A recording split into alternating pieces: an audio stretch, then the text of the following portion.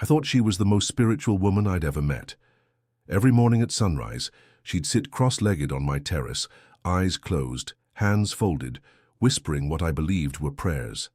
Turns out, she was reading chat messages from thousands of strangers who were watching my every move through her phone. When you're lonely enough, you'll mistake performance for devotion every single time. If our stories resonate with you, don't forget to like, comment, and tell us where you're watching from. This story was shared with us by Colin, a long-time subscriber who wanted other expats to hear his warning. I watch Ratana through the sliding glass door of my Phuket villa, her silhouette perfect against the orange sunrise. She's been doing this every morning for 3 months now, sitting cross-legged on my marble terrace, phone balanced on her lap, eyes closed in what I believed was meditation. Her lips move silently, and I assume she's chanting or praying. It's one of the things that drew me to her when we met at that beachside bar in Qatar.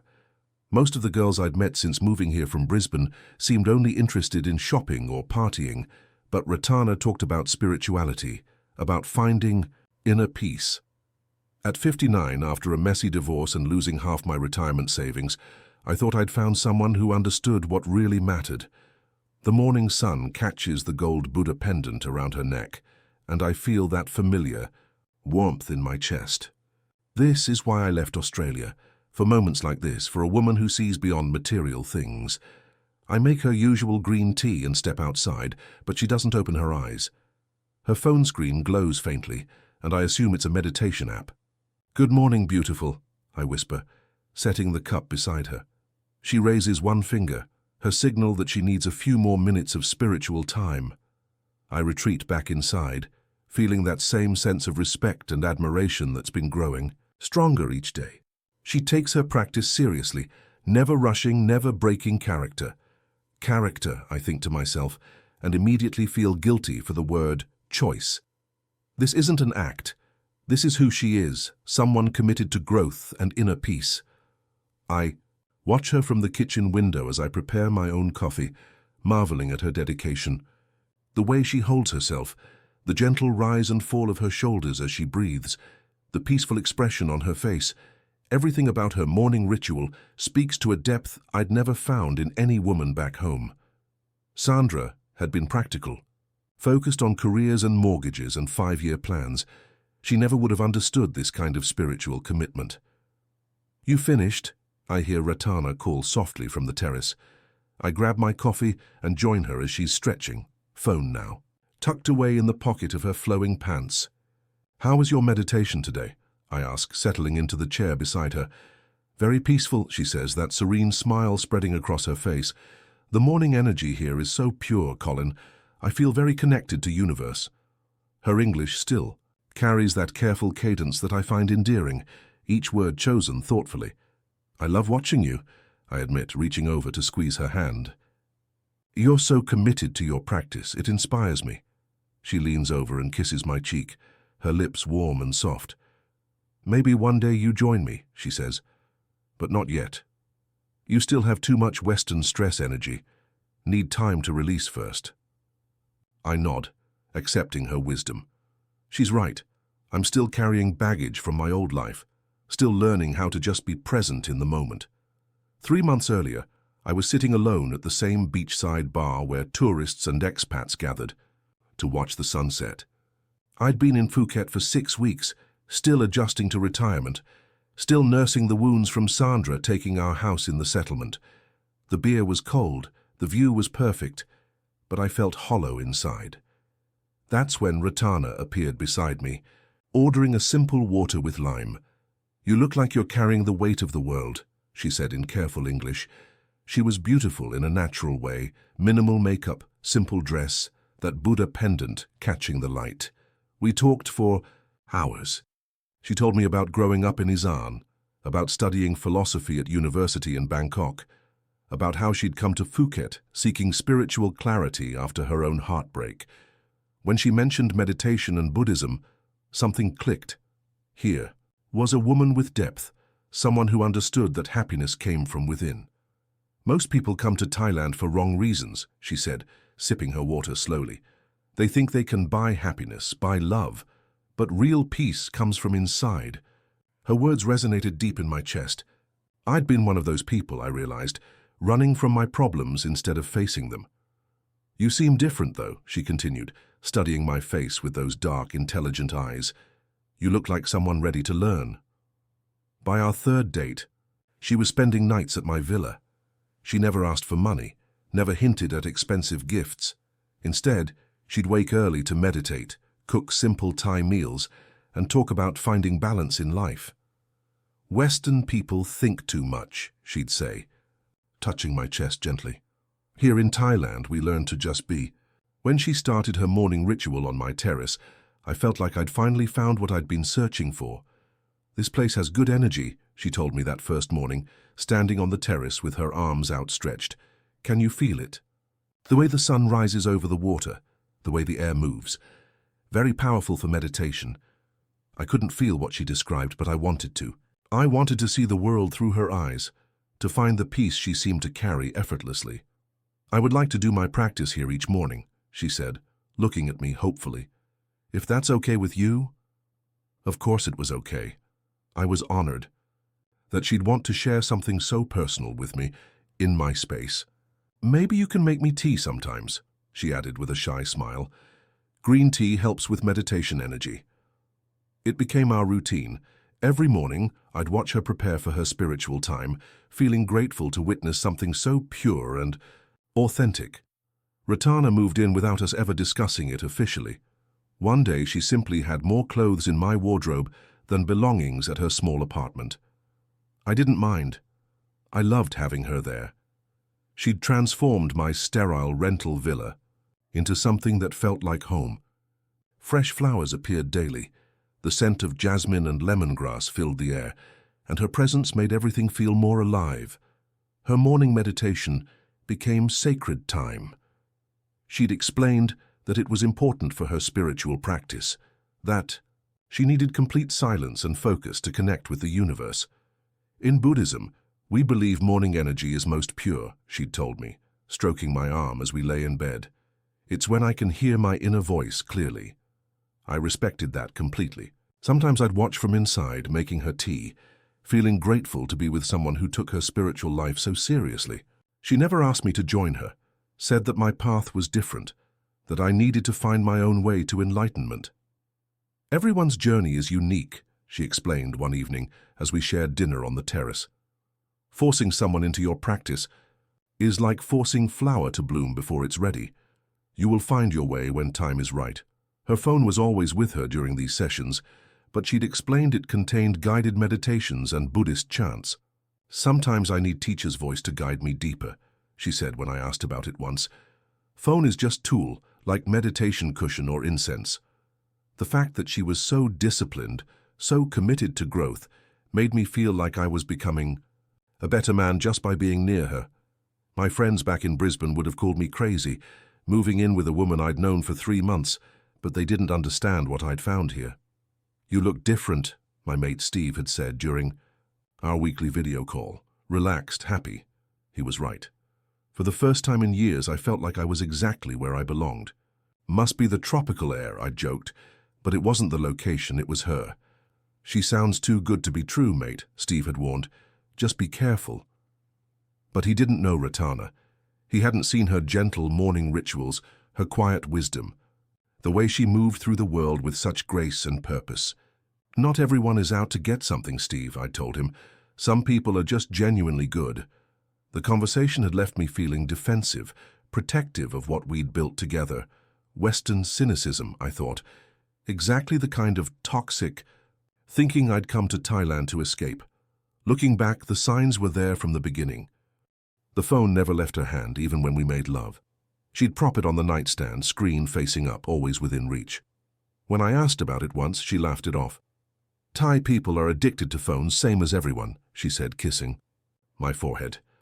But mine is for meditation apps and family messages. I noticed she had expensive taste, despite claiming to live simply. The clothes she wore looked designer. Her skincare routine involved products that cost more than my weekly grocery bill, and her nails were always perfectly manicured.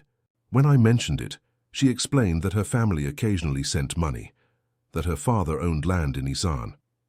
"He worry about his daughter living with Farang," she said with a sheepish smile. "Send money to make sure I take care of myself properly." It made sense. I also started noticing how she'd position herself during her morning meditation, never with her back to the villa, always angled so the house was visible behind her. I thought it was about energy flow or feng shui. She often talked about the importance of positioning and direction in spiritual practice. "Everything about location matters for meditation," she'd explained when I commented on her consistent positioning. "Face wrong direction, energy flows wrong way." Her English was better than she'd initially let on, too. Sometimes I'd catch her speaking in perfect sentences, using words I didn't expect her to know, but when I complimented her improvement, she'd blush and say she was learning from watching TV with me. "Your English is really coming along," I'd say, impressed by her progress. "Thank you," she'd reply, suddenly reverting to simpler phrasing. "You good teacher. TV shows help too." There were phone calls in rapid Thai that would end abruptly when I entered the room. "My sister," she'd always explain. "Family drama, very boring." I respected her privacy, understood that family issues could be complicated, but part of me wondered why she never wanted to share those parts of her life with me. "Everything okay with your family?" I'd ask sometimes. Yes, yes," she'd wave dismissively. "Just same problems always. Sister's husband drinks too much. Mother worry about money. Normal Thai family stress." I accepted her explanations because I wanted to believe them, because they fit the narrative I'd constructed about our relationship. She was protecting me from the mundane worries of daily life, keeping our space sacred and peaceful. The truth came crashing down on a Tuesday morning in November. Ratana was in her usual position on the terrace, phone balanced on her crossed legs, lips moving silently. I was making breakfast in the kitchen when my neighbor Jim knocked on the door. He looked uncomfortable, kept glancing toward the terrace where Ratana sat. "Mate, I need to show you something," he said, holding up his tablet. "My daughter was scrolling through some app last night and—" He turned the screen toward me. It was a live stream, and there was my villa, my terrace, my girlfriend sitting in meditation pose, but she wasn't meditating. The chat was scrolling, rapidly with messages in Thai, English, and other languages I couldn't identify. Hundreds of viewers, maybe thousands. The title read, "Morning with Australian Boyfriend, Villa Tour." My stomach dropped. "She's been broadcasting for months," Jim said quietly. "My daughter recognized your place. The viewers, they're asking about your schedule, your routines, what you own." I stared at the screen, watching messages flood in. "Where does the old man keep his money? Show us inside the house. Is he awake yet?" Ratana's lips weren't moving in prayer. She was reading the chat, responding to questions about me, about our life together. I felt sick. "There's more," Jim continued, scrolling through the app. "Look at these comments from previous streams." The messages were even worse. Detailed discussions about my habits, my vulnerabilities, my financial situation. Strangers analyzing my behavior like I was a character in a reality show. "She's been answering questions about you for weeks," Jimmy said. "What you eat when you sleep, how much money you probably have." My hands were shaking as I took the tablet from him. There were hundreds of archived streams, each one titled with some variation of Australian Boyfriend Morning Routine, or Farang Villa Tour, or Spiritual Girlfriend Life. The view counts were staggering. Some videos had been watched by tens of thousands of people. Jim squeezed my shoulder. "I'm sorry, mate. Thought you should know." I closed the door and walked slowly toward the terrace, the tablet still in my hands, watching my girlfriend perform spirituality while strangers discussed my vulnerabilities in real time. Every morning for 3 months, while I'd been making her tea and feeling blessed to witness her spiritual practice, she'd been broadcasting my private life to an audience that saw me as entertainment. I stood in the doorway watching her perform what I now knew was an elaborate show. The morning light cast a golden glow around her, making her look angelic, the same image thousands of strangers were seeing live. My hands shook as I held Jim's tablet, the chat messages still streaming past. "Show us the kitchen. Make him bring you tea again. Ask about his bank account." The requests were casual, familiar, like these viewers had been part of our routine for months, because they had been. I cleared my throat. She held up her finger without opening her eyes, the same gesture that had made me feel respected and loved for months, now revealed as a way to buy time to read more messages. "Ratana," I said louder. Her eyes snapped open, and for a split second I saw panic flash across her face before she composed herself into that serene smile I'd fallen in love with. "Good morning, my darling," she said, but her thumb was moving across her phone screen, probably trying to end the stream. "What are you really doing out here?" I asked, stepping onto the terrace. The marble felt cold under my bare feet. She looked confused, tilted her head in that innocent way that had disarmed me so many times before. "Meditation, same as always. Why you ask?" But I could see her phone screen now. The live stream was still active, comments still flowing. My villa, my private sanctuary, was displayed like a museum exhibit. Random strangers were commenting on my coffee mug, my choice of breakfast, the way I'd styled my hair. "Cut the act," I said, my voice harder than I'd ever used with her. "I know what this is." Her face changed completely. The spiritual serenity melted away, replaced by something calculating and cold. She stood up slowly, phone still in her hand, still broadcasting our confrontation. "You know what?" she asked, but there was no more innocent confusion. Her English was suddenly perfect, accent nearly gone. The transformation was jarring, like watching someone remove a carefully constructed mask. For a moment, we just stared at each other while her phone continued broadcasting our confrontation to hundreds of strangers. The woman I thought I'd fallen in love with had never existed at all. "How long have you been streaming this?" I asked, gesturing toward the phone. She glanced at the screen, reading the rapid-fire comments from viewers who were probably thrilled to witness this real-time drama. "Long enough," she said with a shrug. "Viewers love authentic content." The casual way she said it, like my humiliation was just another content category, made me feel physically ill. I realized I didn't know her at all. "How long?" I asked, though part of me didn't want to hear the answer. Ratana looked at her phone screen, then back at me. Her whole demeanor had shifted, spine straighter, expression sharper. The gentle, spiritual woman was gone, replaced by someone I'd never seen before. "Since the second week," she said matter-of-factly. "You were so trusting, so eager to believe in spiritual girlfriend fantasy." The words hit like physical blows. 2.5 months of my life reduced to a fantasy she'd sold to strangers. "The meditation, the Buddhism, all of it," I asked, desperate for some piece of our relationship to be real. "Performance," she said, shrugging. "Western men love Thai woman who seems pure, spiritual, easy to sell." She was still live streaming, I realized. Her audience was watching this entire confrontation unfold, probably commenting on my shocked expression, my obvious heartbreak. I grabbed for her phone, but she stepped back quickly. "Careful, Colin, viewers don't like aggressive farang." The way she said my name, cold, clinical, made my skin crawl. This woman who'd whispered sweet words in my ear, who'd made me believe I'd found love again, had been studying me like a specimen. "What did you tell them about me?" My voice cracked. She glanced at her phone screen, reading the rapid-fire comments. "Everything. Your schedule, your habits, how much money you probably have, where you keep things. They find it very entertaining. Lonely Australian man thinks he finds true love." The chat was going crazy, I could see. Messages flying past faster than I could read them. But I caught glimpses. "He's so shocked, lol, and this is better than soap opera, and poor old man." I felt dizzy. The beautiful morning, the sunrise that had seemed so peaceful minutes ago, now felt like a spotlight exposing my humiliation to strangers around the world. "Turn it off," I said, my voice barely a whisper. "Now." She smiled, and it was nothing, like the gentle expressions I'd memorized over the past months. This smile was sharp, predatory. "Why? This is best content I ever make. Viewers love authentic moments."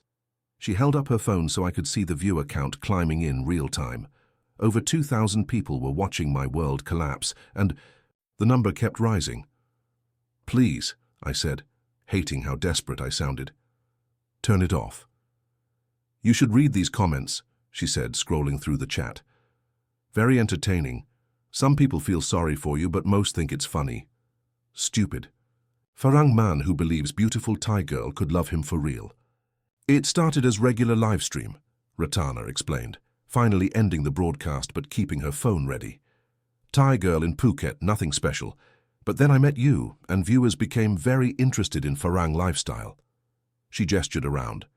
My villa, the infinity pool, the marble surfaces, the expensive furniture I'd rented sight unseen from Brisbane. "They want to see how Western men live. What makes them so foolish?" I sat down heavily in one of the teak chairs, feeling ancient. The weight of the revelation was crushing. Every intimate moment had been content. Every vulnerability a source of entertainment. "The morning meditation," I started to say, "was perfect cover," she interrupted. "I could stream for hours, show your house, your routine, read comments, all while you thought I was being holy woman." She laughed, and it was a sound I'd never heard before, sharp, businesslike. "My followers loved it. The spiritual girlfriend show, they called it. Some paid extra to send specific requests. Ask about your ex-wife, wear certain clothes, get you to do things on camera without knowing." The violation felt complete. Every intimate moment, every vulnerable confession about my divorce, my loneliness, my hopes for this new life, all of it had been content for her audience. I thought about all those evenings when I'd opened up to her about Sandra, about losing the house, about feeling like a failure at 59. She'd held me, stroked my hair, whispered comfort. "You monetized my pain," I said, the reality sinking in. "The money," I said weakly, remembering her explanations about family support. "You said your family helped." "Viewers helped," she corrected. "Donations, private messages, men who wanted to know how to find their own spiritual Thai girlfriend. I made more in 3 months streaming your life than most girls make in bars all year." She was checking her phone again, probably reading messages from her audience about our confrontation. The business aspect of it was staggering. She'd turned my genuine emotions into a profit center. "You're sick," I said, but she just shrugged. "I'm practical. You came to Thailand looking for fantasy. I gave you fantasy and made money from it. Win-win." She paused, studying my expression. "Except you weren't supposed to find out." The casual admission hung between us like a slap. She'd planned to keep this going indefinitely, keeping me in the dark while strangers watched my every move. "How much?" I asked. "How much did you make from my life?" Her smile widened. "Enough to buy my own condo in Bangkok. Enough to never need another Farang boyfriend again." "There's more, isn't there?" I asked, though I dreaded the answer. Something about her confidence, the way she wasn't even trying to deny or minimize. What she'd done suggested this went deeper than simple live streaming. Ratana's smile widened. "You are smarter than my viewers think." She showed me her phone screen, a private chat group with dozens of participants. The group name was in Thai, but I could see profile pictures of middle-aged Western men. "VIP followers," she explained casually. "They pay premium to get inside information about you." I saw messages that made my blood run cold, details about my banking habits, photos of my credit cards taken while I slept, screenshots of documents from my desk, my passport number, visa, details, rental agreements, everything someone would need to steal my identity or worse. "You've been photographing my personal documents." My voice came out as a whisper. I felt violated in a way I hadn't known was possible. "Not just me," she said casually, scrolling through the photos. "Sometimes you sleep very deep after wine. Easy to go through your things, take pictures, upload to private channels." The systematic nature of it was terrifying. While I'd been falling in love with her spiritual act, she'd been systematically cataloging my entire life for profit. Bank statements, tax returns, insurance papers, everything was there, photographed and shared with strangers who'd paid for access. "The viewers especially loved your divorce papers," she continued, showing me screenshots of comments. "Very sad story about Australian man who lost everything to ex-wife. They felt sorry for you, sent bigger donations. Even my pain had been monetized, packaged and sold to people who saw my heartbreak as entertainment."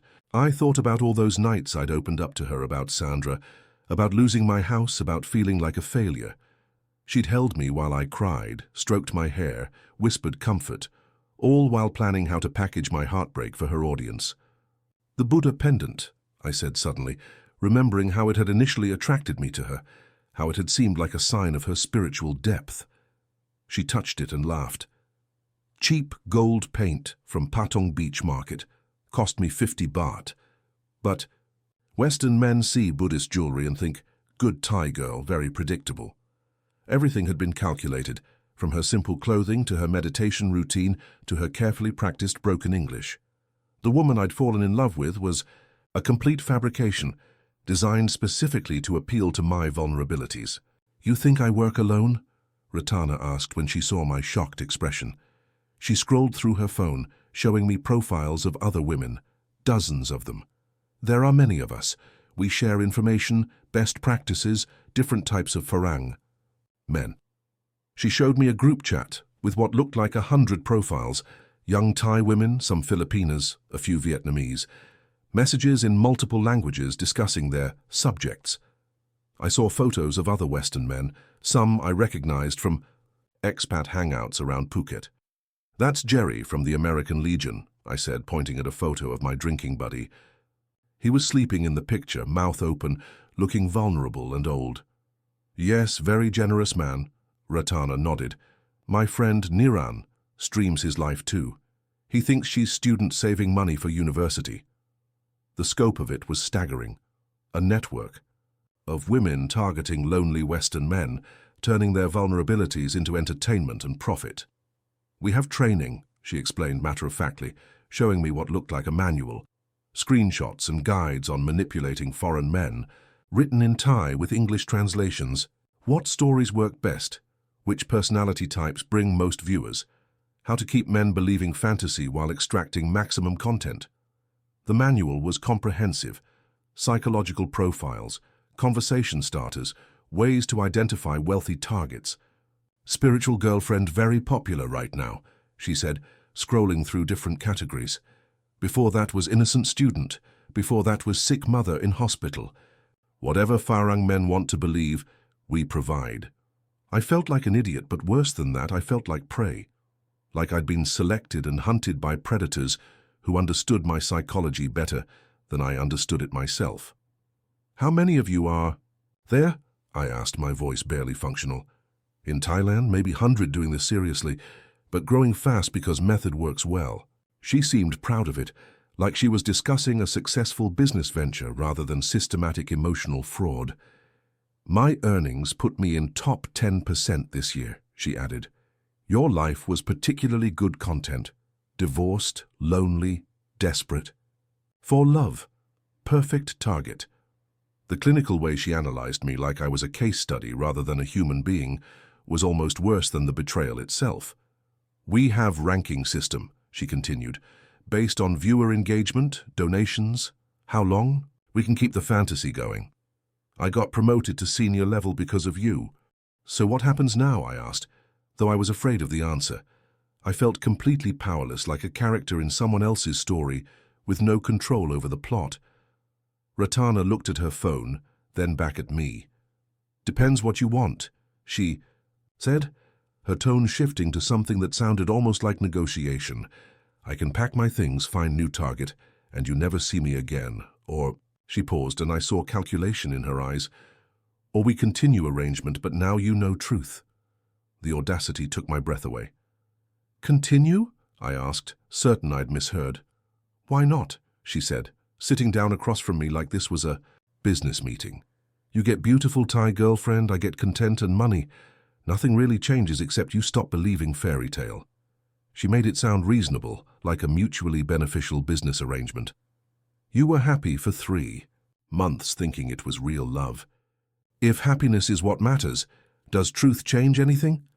But of course it changed everything, every kiss, every intimate moment, every time she'd made me feel desired and understood. All of it was contaminated now. How could I continue a relationship knowing it was performance art for strangers?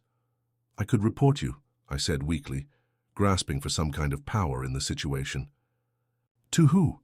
She laughed, genuinely amused. Thai police for what crime? Having boyfriend and social media account?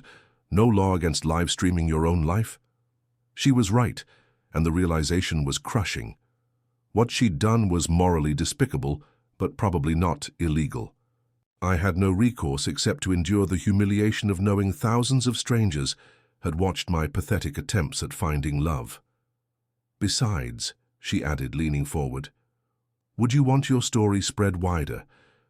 Right now, my viewers just see lonely Farangman. But if you make trouble, story becomes much bigger. Maybe Australian news want to interview stupid old man who got scammed by Thai girlfriend. The threat was clear and terrifying. She held all the power because she controlled. The narrative had footage of our most intimate moments, knew all my personal information. I could stay and live with the lie, or leave and risk even greater public humiliation. I need time to think, I said, feeling defeated. She shrugged and stood up. Take time you need.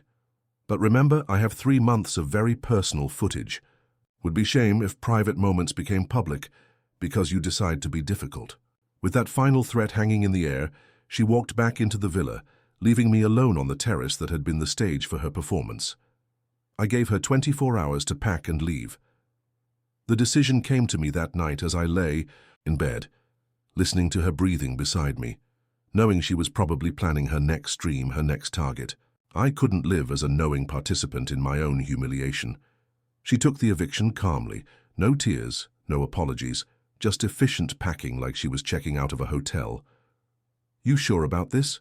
She asked, while folding her designer clothes. Clothes I now realized were bought with money earned from broadcasting my humiliation. It will be harder to find another spiritual girlfriend now that you know how business works.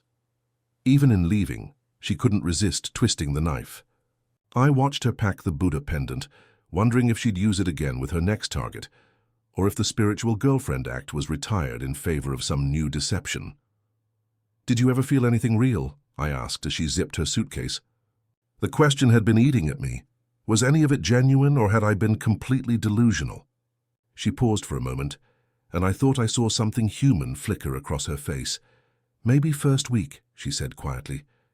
You seem different from other Farang men, more gentle, more genuine. But then viewers started paying good money and... She shrugged. Business is business. It was the closest thing to remorse I'd get from her, and somehow that tiny admission of early authenticity made everything worse. She'd felt something real and chosen to destroy it for profit. She wheeled her suitcase to the door, then turned back. Colin, she said, and for a moment her voice carried some of the tenderness I'd fallen in love with. Try not to hate Thailand, because of me. Country is beautiful, people are good. I'm just very good businesswoman who found profitable niche. Then she was gone, and I was alone in my villa with the knowledge that our entire relationship had been a performance, streamed. Lived to strangers who found my loneliness entertaining. I sat on the terrace where she'd performed her fake meditation every morning, looking out at the same sunrise that had seemed so peaceful when I believed in her spiritual act. The marble felt cold beneath me, and I wondered how long it would take to stop feeling like a fool. How do you rebuild trust in your own judgment when you've been so thoroughly deceived? How do you know what's real when you've been living inside someone else's carefully crafted performance for months? The villa felt different without her, but not in the way I expected. Instead of empty, it felt clean, like a fever had finally broken. I spent the first week obsessively checking social media, searching for traces of our live-streamed life, but found nothing. Either she'd deleted everything or moved it to private channels I couldn't access. I changed all my passwords, moved my important documents to a safety deposit box in town, and started sleeping with my bedroom door locked. Jim checked on me regularly, bringing beer and careful conversation. You're not the first, mate, he told me one evening as we sat by my pool. There's a whole underground network of these streaming scams. Most guys never find out. That should have made me feel better, but it didn't. If anything, it made me feel worse. How many other lonely men were unknowingly performing their private lives for strangers' entertainment right now? A few weeks later, I ran into Jerry at the American Legion bar. He looked terrible, drawn, suspicious, constantly checking his phone. You hear about what happened to that German guy, Hans? He asked, nursing his beer with shaking hands. Found out his girlfriend was filming him for months, streaming everything to pay-per-view audience. I wanted to tell him about my own experience, warn him to be careful, but something held me back. Maybe it was pride, or maybe I just couldn't bear to see recognition dawn in his eyes. Instead, I bought him a drink and listened to him complain about how you couldn't trust anyone anymore. The irony wasn't lost on me. Here I was, keeping secrets just like Ratana had, protecting myself while others walked blindly into the same trap. I thought about her network, wondered how many spiritual girlfriends were sitting on terraces across Thailand right now, phones positioned perfectly to capture their targets' vulnerabilities. How many broken men were making tea for women who saw them as content rather than human beings? The paranoia was exhausting, but I couldn't shake it. Every interaction felt potentially false, every smile possibly calculated. 6 months later, I'm still in Phuket, still in the same villa.